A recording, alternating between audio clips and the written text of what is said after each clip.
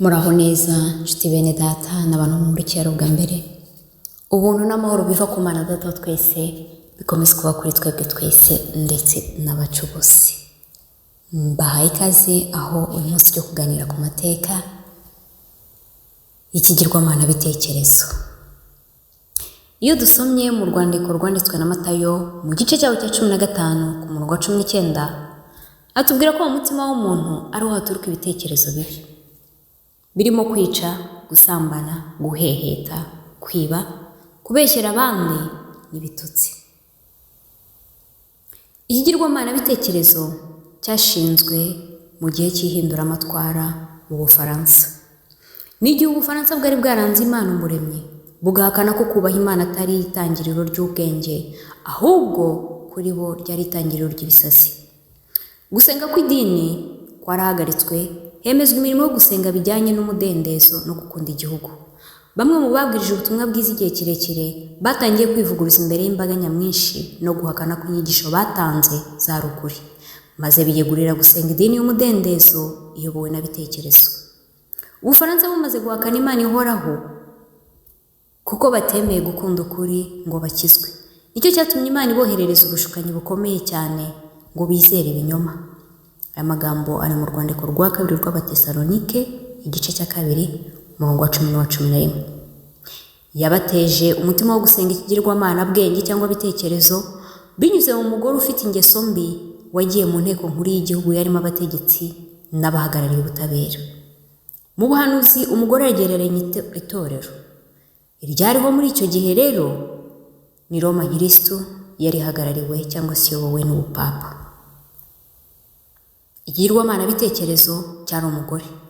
Hatoranijwe abaririmbyi bo kujya bagiherekeza aho cyajyanwaga hose, maze igihe kimwe habaho umunsi mukuru wo kumurikira abantu n'umukuru w'igihugu ku mugaragaro ikigirwamana bitekerezo nk'Imana bagombaga gusenga.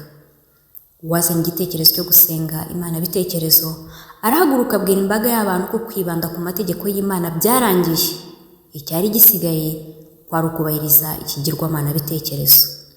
Yavuze kandi ko insengero abantu basengeragamo baziretse zishaje, keretse gusa urwo bitekerezo yarateretswemo nirwo rwari rwemerewe gusengerwamo. Benshi babonye ikigirwamana bitekerezo batangarira ubwiza bwacyo, hemezwa kuzajya bari cyo basenga gusa kandi bakagitambira ibitambo. Umukuru w'igihugu cy'Ubufaransa yarahagurutse ahobera Imana bitekerezo, nuko itambagizwa ku ifarashi nziza ijyanwa ahantu benshi bari bateraniye, maze barayiramya.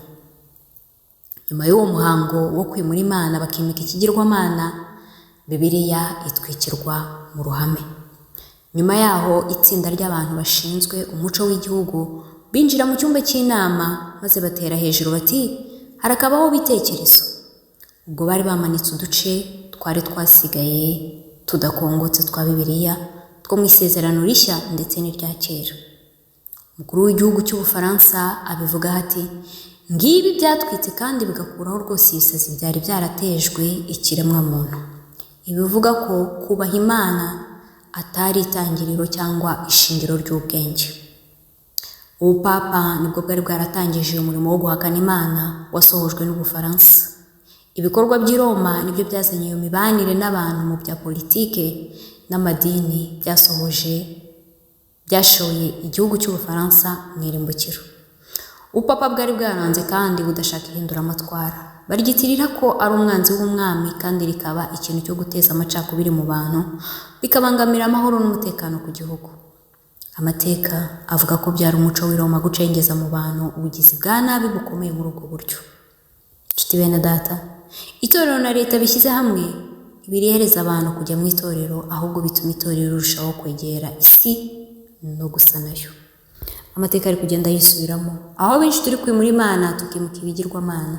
Ijambo ryayo riri kurekwa rigasimbuzwa y'abantu n'imigenzo yabo. Ubu hakaba hagamijwe gushyirwaho idini imwe y'umudendezo, mbese aho ntizaba iyobowe na bitekerezo. Umugambi wa Satani guhera kera ni uwo kurwanya ijambo ry'ubutumwa bwiza.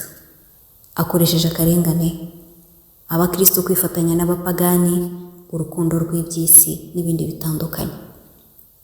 Hoseya igice cya 4 umurongo wa 6 atubwira ko ubwoko bw'Imana buri kurimbuka buzira kureka ubwenge.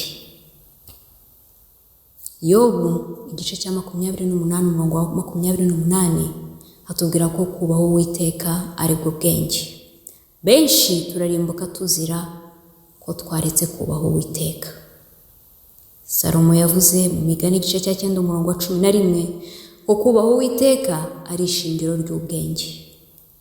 Igice cya 8 ku murongo wa 10 aravuga ngo aho gushaka ifeza mutore ibyo nigisha, mushaka ubwenge kuburutisha izahabu nziza.